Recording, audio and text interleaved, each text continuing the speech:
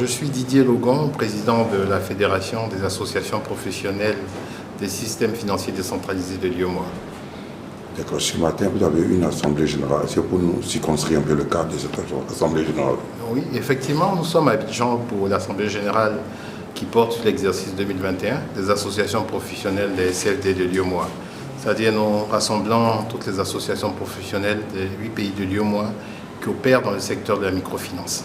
Et donc aujourd'hui, ils sont à Abidjan pour faire un bilan de l'année écoulée et surtout dresser des perspectives pour 2022, 2023 et 2024.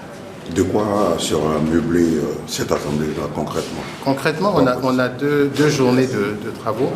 La première journée sera consacrée à un thème assez transversal qui parlera de l'autonomisation de nos associations professionnelles, comment se doter de moyens additionnels pour opérer et servir nos membres efficacement, c'est-à-dire aller dans le plaidoyer, dans le renforcement des capacités. Ça nécessite des moyens et donc nous plancherons cette première journée sur ce cadre-là. En seconde journée, nous parlerons du rapport d'activité 2021 proprement parler avec les différents organes de cette Assemblée générale, c'est-à-dire on rendra un bilan, on dressera des perspectives, on fera un bilan aussi bien d'activité que financier. Et donc, on a invité également nos commissaires aux comptes pour bien s'assurer que la gestion a été saine au cours de cette année écoulée. Quels sont les objectifs qui sont assignés à cette association? Cette association professionnelle, comme toute association dans le secteur d'activité professionnelle,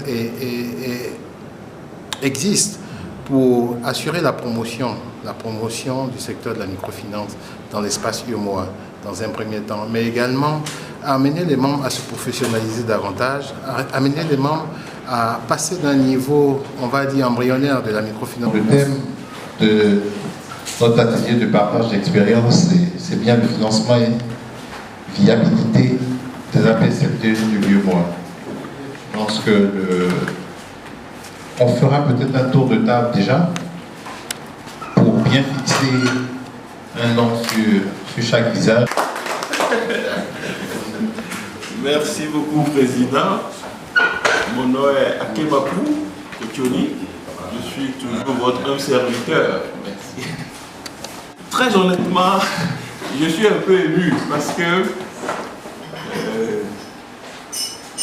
quand le secrétaire exécutif de la Fédération des APCFD de l'UEMOA m'a contacté et m'a demandé si je pouvais animer cet atelier. Je lui ai dit, mais qu'est-ce qu'on a déjà fait? Que faut-il dire encore?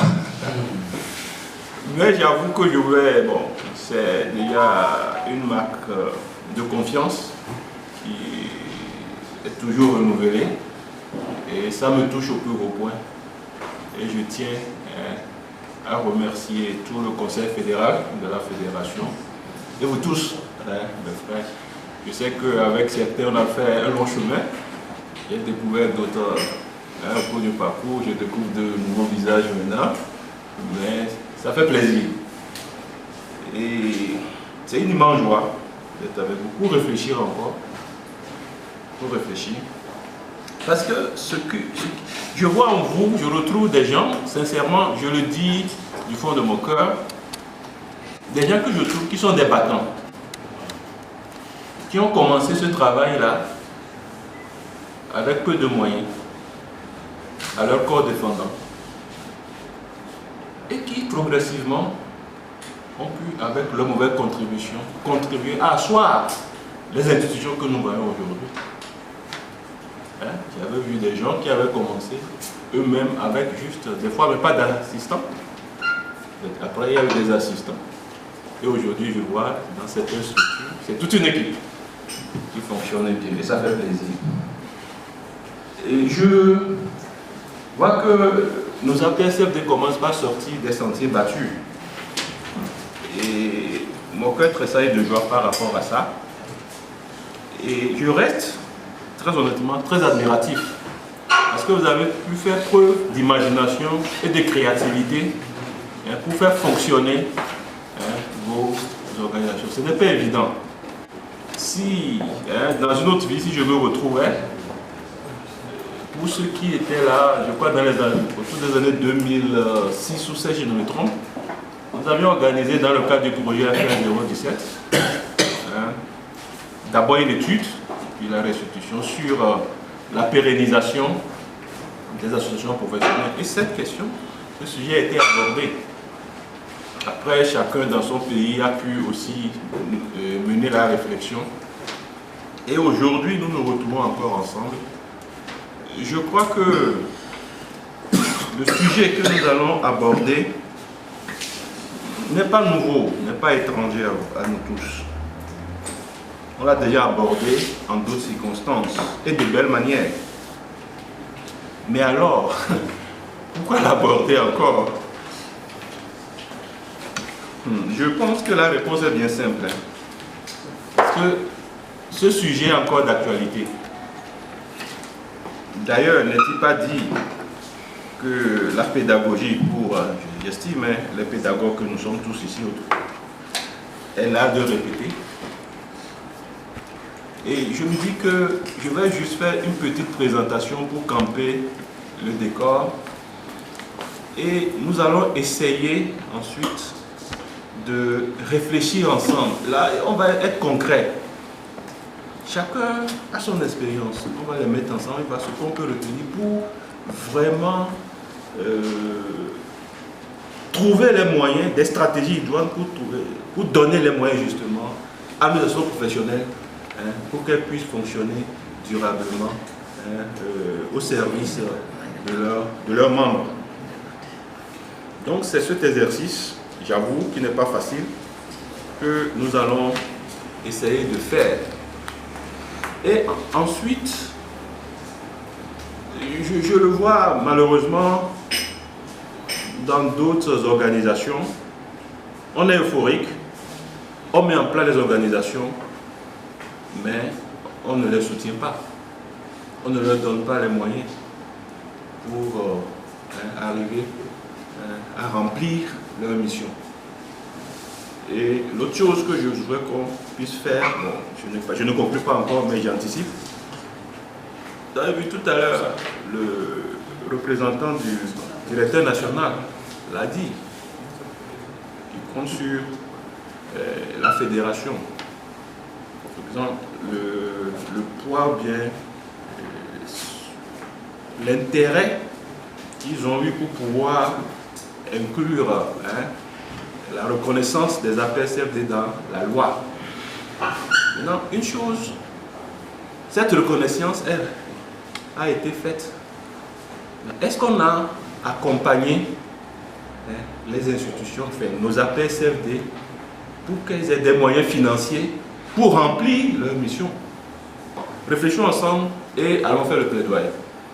Donc sur ce, c'est vrai que nous avons nos moyens sont limités au niveau des associations. Bon. Nous avons toujours des vestiges de problèmes de gouvernance. Nous devons réfléchir pour améliorer le mode de cotisation de nos membres. Nous devons réfléchir également sur la base d'options viables pour donner plus de moyens à nos associations. Pour avoir quoi? Évidemment, une fédération en vue d'opérer le choix d'un mode de calcul optimal de cotisation. Et enfin réfléchir sur les actions menées pour la viabilité et la pérennité. Bon, comment nous allons nous organiser? Évidemment, il y aura une présentation qui va planter le décor. Et là, on va mettre beaucoup d'accent sur le partage d'expérience. Partage d'expérience. C'est ça qui fera le charme de notre atelier. Et enfin, il y aura, évidemment, des débats d'idées, des débats ouverts. Le plan de la présentation, je faisais un bref rappel des différentes définitions. Je parlerai du financement de nos associations professionnelles et j'aborderai la question de la viabilité, la problématique de la viabilité de nos associations. Je vous fais grâce des définitions. nous le savons tous, nos associations, leur priorité c'est de représenter, de défendre et de renforcer l'interaction entre les membres et de les rendre plus fortes. Nous assurons la promotion et la défense des intérêts collectifs. Nous le faisons bien. Nous favorisons la coopération entre les membres. Et nous assurons la formation des membres, bien que certains ont voulu nous l'arracher. On a tenu fort, et on le fait, et nous le ferons toujours. C'est ça notre identité, on ne peut pas nous l'arracher. Bon, c'est un petit pic, hein, à qui vous connaissez. Si vous suivez mon regard, vous saurez qui c'est. Je vous taquine un peu. Enfin, organiser et assurer la gestion de services d'intérêt commun en faveur des membres. Cet aspect-là, on va revoir ça. Et je pense qu'il y a des opportunités à ce niveau-là pour mobiliser des financements.